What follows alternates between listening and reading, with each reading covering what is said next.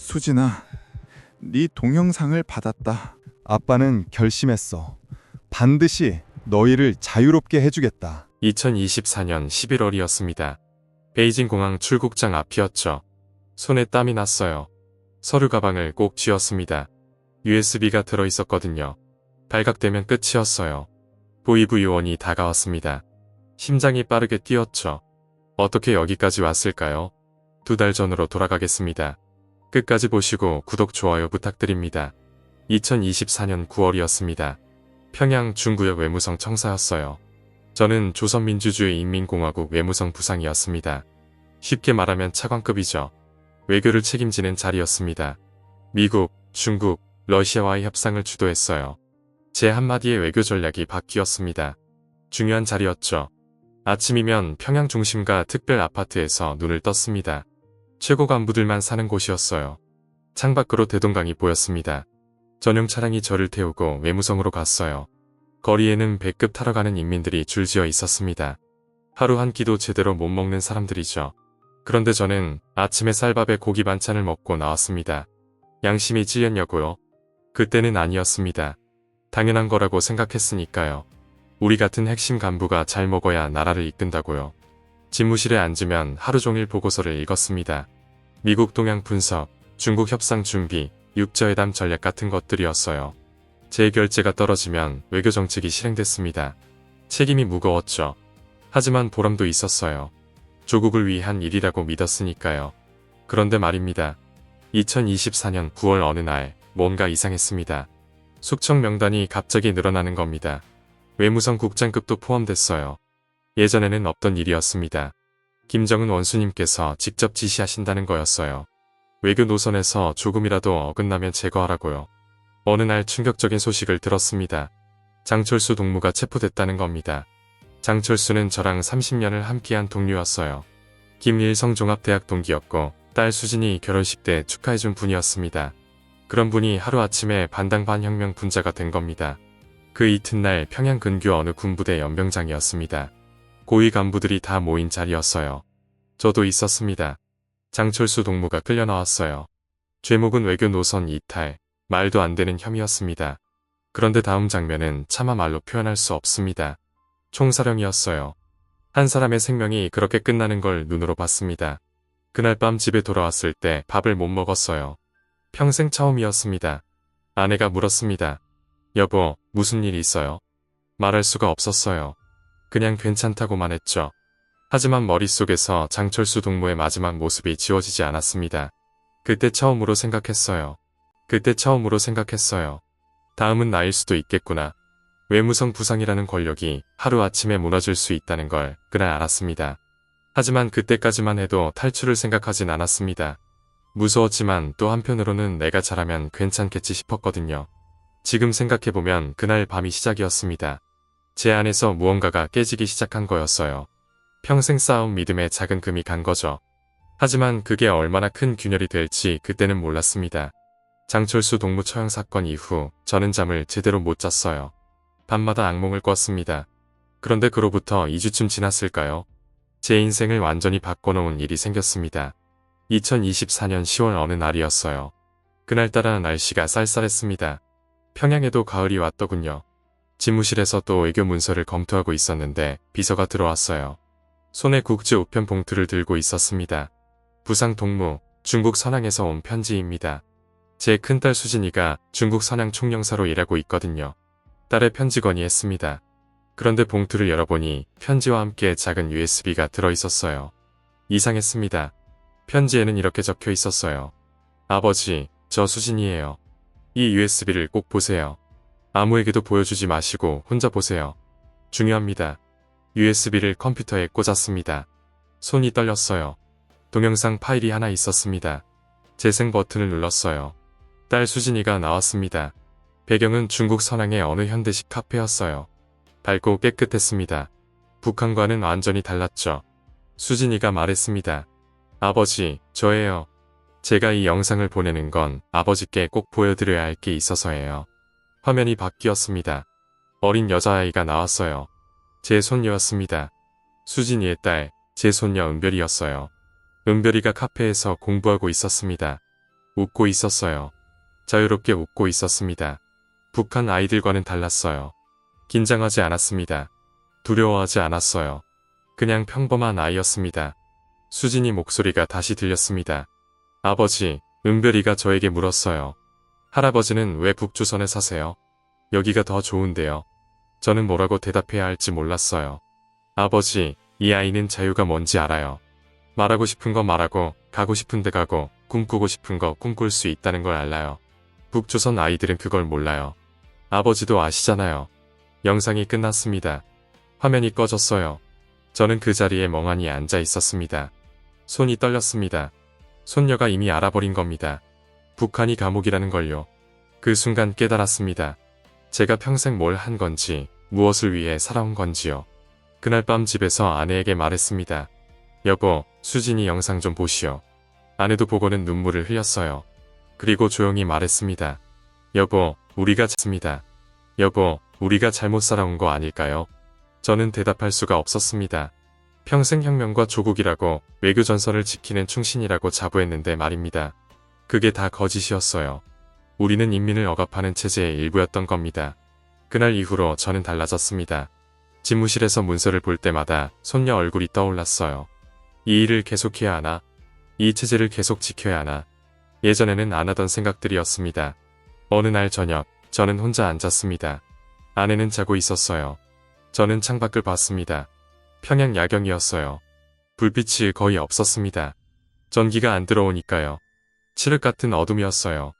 저 어둠에서 벗어나야 한다. 손녀를 위해서라도. 그렇게 다짐했습니다. 그때부터였습니다. 탈출을 생각하기 시작한 게요. 막연했습니다. 어떻게 도망갈 건지, 가족은 어떻게 할 건지. 하지만 한 가지는 확실했어요. 손녀 은별이만큼은 자유로운 땅에서 계속 살게 해주고 싶다는 것. 그게 할아버지인 제가 해줄 수 있는 마지막 일이라는 것. 2024년 11월이 밝았습니다. 어느 날 당중앙위원회에서 연락이 왔어요. 리성호 동무, 11월 말 베이징 육저회담 실무협상 수행단에 포함되었어. 순간 머리가 멍해졌습니다. 베이징이라니. 거기면 한국 대사관이 있지 않습니까? 이건 기회일 수도 있다고 생각했어요. 하지만 그게 말처럼 쉬운 일이겠습니까? 저는 외무성 부상입니다. 제 주변에는 항상 경호원이 붙어다니고 모든 동선이 감시됩니다.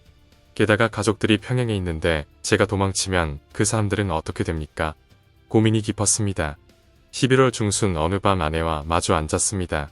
아내는 이미 다 알고 있었어요. 제 표정만 봐도 아셨던 거죠. 50년을 같이 산 사이니까요. 아내가 먼저 말을 꺼냈습니다. 여보, 베이징 가서 도망칠 생각이죠. 깜짝 놀랐습니다. 아내가 어떻게 알았을까요? 아내가 계속 말했어요. 저도 바보는 아니에요. 당신이 요즘 어떤 생각을 하는지 다 압니다. 은별이 영상 받고 나서 달라졌잖아요. 저는 고개를 끄덕였습니다. 숨길 수가 없었어요. 여보, 하지만 수진이는요? 당신 도망치면 우리 가족 다 죽어요. 아내 말이 맞았습니다. 그래서 더 괴로웠어요. 한참을 말없이 앉아 있었습니다. 그때 아내가 제 손을 잡았어요. 따뜻했습니다.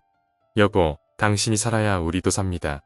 당신이 여기 남아있으면 어차피 언젠가는 숙청당할 거예요. 장철수 동무처럼요. 그럼 우리 가족 정치범 수용소예요. 차라리 당신이라도 살아서 바깥 세상에 진실을 알려주세요. 눈물이 났습니다. 50대 후반 평생 살면서 사람 앞에서 운 적이 없는데 그날은 참을 수가 없었어요. 아내가 저를 위해 희생하겠다는 겁니다. 딸들을 포기하라는 겁니다. 여보, 미안하오. 내가 당신을 아이들을 지켜주지 못해서. 괜찮아요. 괜찮아요. 당신 잘못이 아니에요. 이 나라가 잘못된 거죠. 가세요. 그리고 꼭 살아남으세요. 은별이라도 자유롭게 살게 해주세요. 그날 밤 아내와 마지막 밤을 보냈습니다. 말은 별로 안 했어요. 그냥 손을 꼭 잡고 있었습니다. 50년을 함께 산 사람과 이렇게 헤어질 줄 누가 알았겠습니까? 11월 20일 출국 전 김정은 원수님을 만났습니다. 최종 브리핑 자리였어요. 수행단 전원이 모인 자리에서 원수님께서 말씀하셨습니다. 동무들, 이번 베이징 협상은 매우 중요하오. 제국주의자들과의談판이요. 누구도 이상한 생각을 해서는 안 돼요.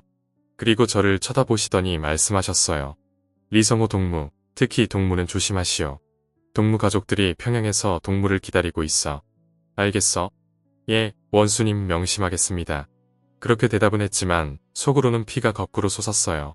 저를 믿지 못한다는 얘기 아닙니까? 게다가 가족을 인질로 잡아놓고 협박까지 하시다뇨. 11월 23일 평양 순안공항에서 특별기에 올랐습니다.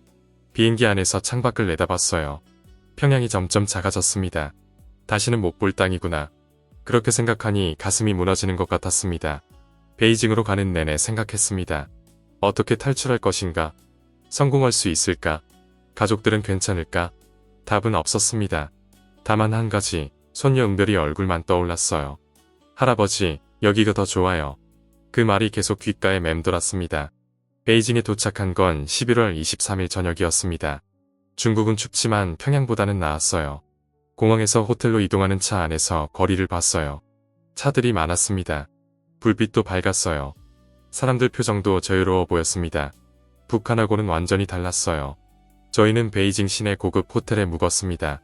방에 들어가니 현대식이었어요. 침대도 푹신하고 화장실도 깨끗했습니다. 창밖으로 베이징 야경이 보였어요. 불빛이 가득했습니다. 하지만 편히 쉴 수가 없었습니다. 제 방문 앞에 경호원 2명이 교대로 지키고 있었거든요. 화장실 갈 때도 보고해야 했어요.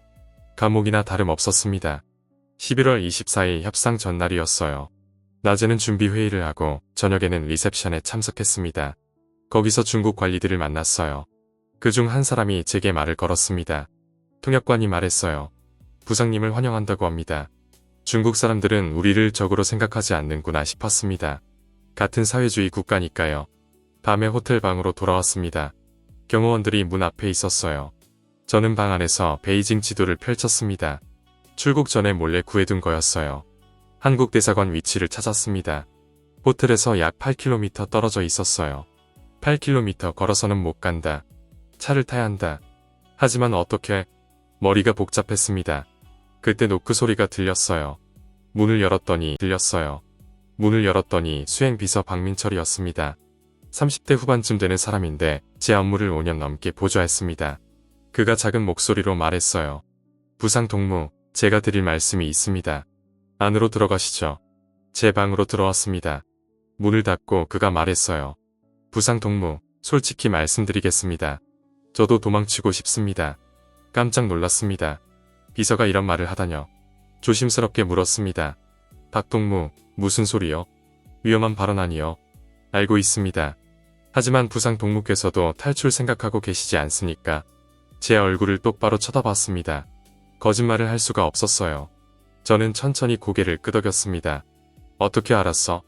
5년을 모셨는데 모를 리가 있겠습니까? 요즘 부상 동무 표정이 달라지셨어요. 그리고 오늘 저녁 리셉션에서 한국 대사관 방향을 계속 보셨습니다. 날카로운 사람이었어요. 저는 솔직하게 말했습니다. 박 동무도 가족이 있지 않소? 있습니다. 아내하고 아들이 있습니다. 그래서 더 도망쳐야 합니다. 아들을 그 지옥에서 살게 할 수 없습니다. 같은 생각이었어요. 저는 결심했습니다. 좋소, 함께 가시다. 하지만 위험하오. 실패하면 우리 둘 다 죽소. 각오하고 있습니다. 부상 동무, 제게 계획이 있습니다. 박민철이 말했습니다. 내일 11월 25일 협상이 열리는 날입니다. 협상이 잘 안 풀릴 경우를 대비해서 그때 혼란을 틈타 탈출하자는 겁니다. 박민철이 호텔 밖에서 택시를 불러놓겠다고 했어요. 그리고 저를 화장실 간다고 하고 빠져나오게 하겠다고요. 부상 동무, 협상이 결렬되면 수행단 전체가 혼란에 빠질 겁니다. 그때가 유일한 기회입니다. 원수님께서 화를 내시면 다들 우왕좌왕할 테니까요. 계획이 치밀했습니다. 하지만 변수가 너무 많았어요. 협상이 잘 되면 어떡하지? 협상이 결렬되더라도 탈출에 성공할 수 있을까? 그날 밤 잠을 못 잤습니다. 천장만 쳐다봤어요. 평양에 있을 아내 생각, 수진이 생각, 그리고 중국에 있을 손녀 은별이 생각. 눈을 감으니 은별이가 보였습니다. 할아버지, 여기가 더 좋아요. 그 말이 계속 귓가에 맴돌았습니다. 새벽이 되었습니다. 동이 트기 시작했어요. 베이징의 아침이었습니다. 창밖으로 차 소리가 들렸어요. 사람들이 출근하는 소리, 시장에 가는 소리, 평범한 일상의 소리였습니다. 북한에서는 들을 수 없는 소리들이요. 오늘이다. 오늘 성공하면 나도 저들처럼 자유로워진다. 실패하면 죽는다. 각오를 다졌습니다. 11월 25일, 그날을 저는 평생 잊지 못할 겁니다. 회담장은 베이징 시내 대형 호텔이었어요. 아침 9시쯤 도착했습니다. 각국 외교관들이 많았어요. 기자들도 있었습니다. 김정은 원수님도 오셨습니다. 긴장된 표정이셨어요. 이번 협상이 중요하다는 걸 아시는 거죠. 회담이 아시는 거죠. 회담이 시작됐습니다. 저희 수행단은 밖에서 기다렸어요. 시간이 흘렀습니다. 1시간, 2시간, 점심때가 지났습니다. 오후가 되었어요. 회담장 안에서 무슨 일이 벌어지는지 알 수 없었습니다. 다만 분위기가 좋지 않다는 건 느낄 수 있었어요. 오후 3시쯤이었을 겁니다. 갑자기 회담장 문이 열렸어요. 미국 대표단이 먼저 나왔습니다. 표정이 좋지 않았어요. 이어서 김정은 원수님이 나오셨는데 얼굴이 굳어 있었습니다. 순간 알았습니다. 협상이 결렬됐구나. 수행단 전체가 술렁거렸어요. 다들 당황한 표정이었습니다. 원수님께서 화를 내실 게 뻔하니까요. 호텔로 돌아가는 차 안은 정말 조용했습니다. 누구도 말을 못했어요. 원수님 차가 앞서가고 저희는 뒤따라갔습니다. 호텔에 도착했어요. 오후 4시쯤이었습니다. 원수님께서 곧바로 수행단 회의를 소집하셨어요. 회의실에 들어가니 원수님 얼굴이 벌겋게 달아올라 있었습니다. 동무들, 제국주의자들이 우리를 우롱했소. 비핵화는 하되 제재는 안 풀어준다고. 이게 말이나 되는 소리여. 물건을 집어던지셨습니다. 모두들 고개를 숙였어요. 당장 평양으로 돌아갈 준비를 하시오. 오늘 밤 비행기로 출발하오. 회의가 끝나고 모두들 황급히 짐을 싸러 갔어요. 복도가 난리였습니다. 다들 우왕좌왕했어요. 바로 그때였습니다. 박민철이 제게 다가왔습니다. 작은 목소리로 말했어요. 부상 동무, 지금입니다. 화장실 가신다고 하십시오. 손이 떨렸습니다. 하지만 이게 유일한 기회였어요. 저는 다른 경호원에게 말했습니다. 잠깐 화장실 좀 다녀오겠네. 예, 부상 동무 박동무가 모시겠습니다. 박민철과 함께 복도로 나왔어요. 화장실 쪽으로 가는 척하다가 비상계단으로 향했습니다. 심장이 터질 것 같았어요. 계단을 내려가는데 다리가 후들거렸습니다. 1층까지 내려왔어요. 뒷문으로 나갔습니다. 밖에는 택시 한 대가 기다리고 있었어요. 박민철이 미리 불러놓은 겁니다. 택시 기사는 중국 사람이었어요. 빨리 타십시오. 택시에 올랐습니다. 박민철이 기사에게 중국어로 뭔가 말했어요. 출국 전에 배웠던 모양입니다. 택시가 출발했어요. 뒤돌아보니 호텔이 점점 멀어졌습니다. 부상 동무, 한국 대사관까지 8km입니다. 교통 상황 보면 15분 정도 걸릴 겁니다. 15분, 그 시간 안에 우리를 못 찾으면 성공입니다. 하지만 찾으면 생각하기도 싫었어요. 택시가 베이징 시내를 달렸습니다. 차들 사이를 빠져나갔어요. 창밖으로 베이징 거리가 보였습니다. 카페에서 커피 마시는 사람들, 길거리 음식 파는 사람들, 학교에서 나오는 아이들. 평범한 일상이었습니다. 자유로운 일상이요. 그때 박민철이 뒤를 돌아봤어요. 표정이 굳었습니다. 부상 동무, 뒤에서 차가 따라옵니다. 검은색 세단 2대. 뒤를 봤습니다. 네, 뒤를 봤습니다. 정말 검은색 차들이 빠르게 다가오고 있었어요. 북한 요원들이었습니다. 벌써 우리를 찾아낸 겁니다. 기사 양반, 빨리 가주시오. 제발. 박민철이 기사에게 외쳤어요. 그리고 중국돈 뭉치를 꺼내 보여줬습니다. 기사가 눈이 커졌어요. 엑셀을 밟았습니다. 택시가 속도를 냈어요. 하지만 뒤따라오는 차들도 빨랐습니다. 점점 가까워졌어요. 교차로에서 신호를 기다리는데 뒷차가 거의 붙을 뻔했습니다. 신호가 바뀌자마자 택시가 튀어나갔어요. 차들 사이를 지그재그로 달렸습니다. 경적 소리가 요란했어요. 사람들이 놀라서 비켰습니다. 부상 동무, 저기 태극기가 보입니다. 박민철이 앞을 가리켰어요. 정말 태극기가 보였습니다. 한국 대사관이었어요. 200m쯤 남았을까요? 100m, 50m. 그때였습니다. 뒤에서 따라오던 차가 옆으로 바짝 붙었어요. 창문이 열리더니 누군가 소리쳤습니다. 리성호 동무, 차를 세우시오. 이건 반역이요. 보이부 요원이었습니다. 하지만 저는 뒤돌아보지 않았어요. 기사에게 외쳤습니다. 그냥 가시오. 멈추지 마시오. 30m, 20m 대사관 정문이 보였어요. 택시가 대사관 앞에 섰습니다. 문을 박차고 내렸어요. 박민철도 뛰어내렸습니다. 대사관 정문까지 10m. 저는 평생 그렇게 빨리 뛰어본 적이 없었어요. 50대 후반 평생 처음으로 전력 질주를 했습니다. 뒤에서 북한 요원들이 차에서 내려 쫓아왔어요. 서시오, 리성호. 하지만 저는 멈추지 않았습니다. 대사관 정문 철문이 보였어요. 태극기가 펄럭이고 있었습니다. 저는 철문을 두드렸습니다. 있는 힘껏 두드렸어요. 여기 사람 있어요? 문 열어주시오. 대한민국 국민이요. 철문이 열렸습니다. 한국 대사관 경비원이 나타났어요. 저는 안으로 뛰어들었습니다. 박민철도 뒤따라 들어왔어요. 철문이 닫혔습니다. 그 순간 북한 요원들이 철문까지 왔어요. 문을 두드렸습니다. 리성호, 나오시오. 하지만 소용없었습니다. 여기는 대한민국 땅이었으니까요. 저는 그 자리에 주저앉았어요. 다리에 힘이 풀렸습니다. 수미터까지 차올랐어요. 박민철도 옆에 주저앉았습니다. 우리는 서로를 봤어요. 눈물이 났습니다. 살았습니다. 우리가 살아남았습니다. 대사관 건물 안으로 들어갔어요. 에어컨이 시원했습니다. 의자에 앉히고 물을 가져다 줬어요. 손이 떨려서 컵을 제대로 잡기도 힘들었습니다. 박민철이 제 등을 두드려줬어요. 조금 진정되고 나서 주변을 둘러봤습니다. 대사관 사무실이었어요. 벽에 태극기가 걸려 있었습니다. 그 태극기를 보니까 또 눈물이 났어요. 이제 대한민국 사람이 됐구나. 잠시 후 대사관 직원이 말했습니다. 어르신, 신분 확인을 해야 합니다. 어느 분이신지 말씀해 주시겠습니까? 저는 떨리는 목소리로 대답했어요. 저는 조선민주주의인민공화국 외무성 부상 이성호입니다. 대한민국의 망명을 신청합니다. 그 순간 사무실이 조용해졌어요. 모두들 저를 쳐다봤습니다. 외무성 부상이라는 말에 다들 놀란 겁니다. 당연한 반응이었죠. 북한 고위 외교관이 탈출한 건 거의 처음 있는 일이니까요. 대사관 직원이 급히 어디론가 전화를 걸었어요. 아마 서울 본부에 보고하는 것 같았습니다. 이틀 후 11월 27일 밤이었습니다. 저희는 대한민국 정부 특별기를 탔어요. 공군기였습니다. 비행기 안에는 국정원 직원들이 타고 있었어요.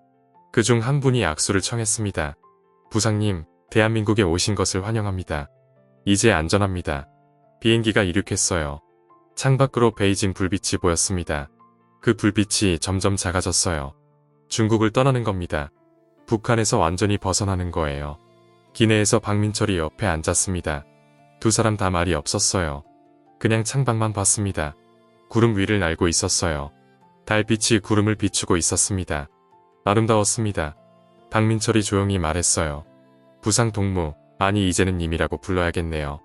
리성호님, 우리 정말 해냈습니다. 그러게 말이요. 박 선생, 우리가 살아남았소. 두 사람은 웃었습니다. 그리고 또 울었어요. 기쁨의 눈물이었습니다. 자유를 향한 긴 여정이 끝나가고 있었어요. 새벽녘에 눈을 떴습니다. 기내 안내방송이 나왔어요. 승객 여러분, 곧 인천국제공항에 착륙하겠습니다. 대한민국에 오신 것을 환영합니다. 대한민국. 그 말이 귓가에 쏙쏙 들어왔습니다. 이제 제 조국은 대한민국입니다. 북한이 아니에요. 창밖을 봤어요. 동이 트고 있었습니다. 새로운 날이 밝아오고 있었어요. 제 인생의 새로운 시작이기도 했습니다. 2024년 11월 28일 새벽 5시 비행기가 인천국제공항에 착륙했습니다. 바퀴가 땅에 닿는 순간 가슴이 뛰었어요. 드디어 대한민국이구나. 비행기 문이 열렸습니다. 계단을 내려갔어요. 발이 땅에 닿았습니다. 대한민국 땅이었어요. 그 순간 눈물이 났습니다. 무릎을 꿇고 땅을 만졌어요. 차가웠지만 따뜻하게 느껴졌습니다. 대한민국, 제가 대한민국에 왔습니다. 혼자 중얼거렸어요. 그로부터 석 달이 지났습니다. 2025년 2월 지금입니다. 저는 서울 변두리 작은 아파트에서 살고 있어요. 정부에서 지원해준 곳입니다. 크지는 않지만 깨끗해요. 무엇보다 제 공간이라는 게 좋습니다. 처음 며칠은 정말 이상했어요. 아침에 일어나면 출근 준비를 해야 할 것 같은데 갈 곳이 없었습니다. 외무성 부상 신분증도 없고 집무실도 없고 그냥 평범한 할아버지였어요. 하지만 나쁘지 않았습니다. 오히려 좋았어요. 제일 먼저 한 일이 편의점 가기였습니다. 아파트 아래층에 24시간 편의점이 있었거든요. 새벽 2시에 내려갔어요. 문이 열려 있었습니다. 화하게 불이 켜져 있었어요. 들어가니 물건이 가득했습니다. 라면, 빵, 우유, 과자, 뭐든지 다 있었어요. 어서 오세요. 알바생이 인사했습니다.